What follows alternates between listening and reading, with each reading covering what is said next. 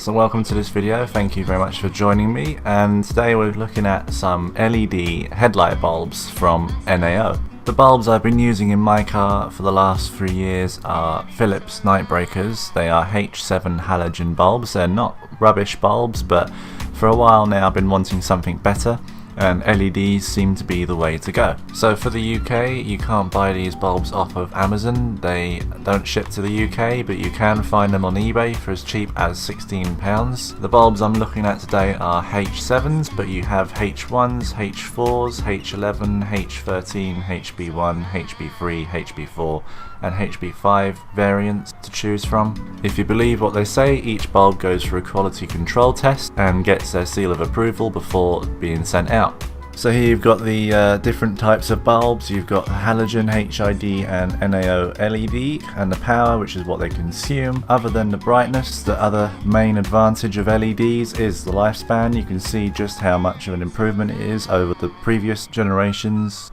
I really like the design of these. I like the placement of their logo. I reckon you could see that through the headlight, which is a good thought.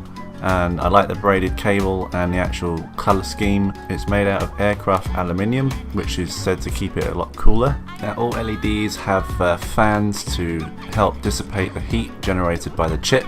The fans on these bulbs are quiet. You can hear the fans working on the bulbs. Not too loud, I have to admit. Not too bad. I mean, they need to be on. I can get you that lighting. You can just hear it.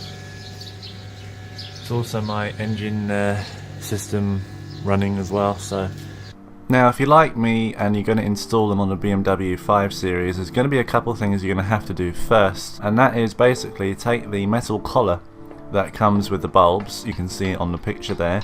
Take that off. It should just be a case of pulling it straight up. I found it was easiest to wiggle it back and forth until it came loose. And once that's off, you're ready to put the bulb holders that you bought off of eBay onto the heatsink of the bulb. Once that's sitting loosely on the heatsink, you can go ahead and clamp down the collar. I'm going to be using this on the dip beams, so I'm removing the dip beam light from the holder. I'll be using the old bulb holder for the power source. So this is my original headlights. They are the old Philips halogen bulbs. You can see how yellow they are on the white door. And this is after. You can really see the difference with the left hand one not being done yet. So going from the headlight, you've got the aftermarket bulb holder holding in the LED lights, which is then plugged into the factory bulb holder, and then you've got the factory harness plugged into that. Now, when you plug the LEDs into the original bulb holder, make sure that you get the plus and the minus the right way around. The minus is always on the same side as the factory plug, so it's easiest to remember like that. Okay, so both lights are in. And I believe the lighting pattern is okay. It looks good. I've got the spread going down the bottom. It's flat on the top on both sides, so that's good. When you're doing it, you want to make sure that the wire is always pointing to the inside, and you shouldn't have an issue with the beam angle.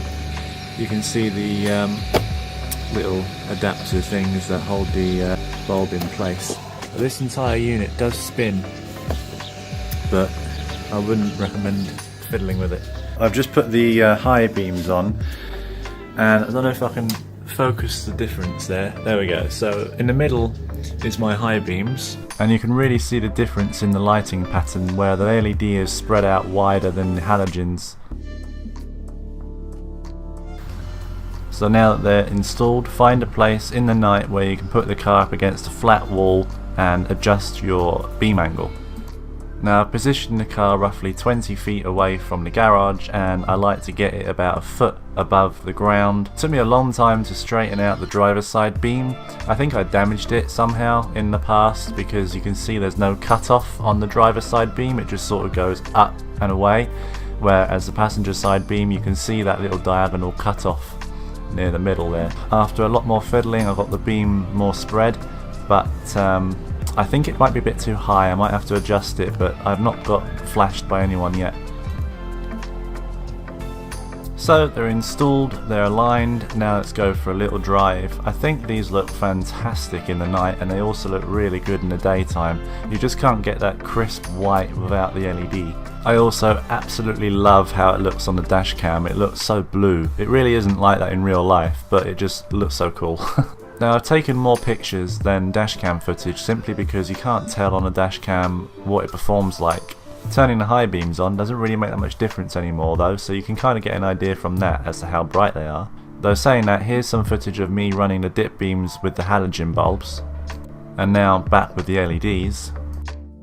So you can kind of see a lot more on there, you can kind of get what I mean, but again the dashcam doesn't show it in that greater detail. So I've taken a bunch of photos, and I think this one speaks for itself. You can just see so much on the road, and you can really get an idea of how bright these things are, and the kind of colour temperature that you've got here. And they look really nice in the daytime too. It matches my LED angel eyes perfectly. The only thing that worries me with these bulbs is the reliability of the fans, and also the fact that it doesn't have a CAN bus error, which I need on this car. So occasionally I get the jellyfish symbol come up on my display, which means I have to turn them back on and off again. Simple, but it works so far, and I'm going to be using them in the car, so I'll let you know if anything happens in terms of reliability. I really like them. I'm probably going to go and change all my other bulbs to LEDs now after I've played with these. Massive improvement over the halogens, and more light is safer.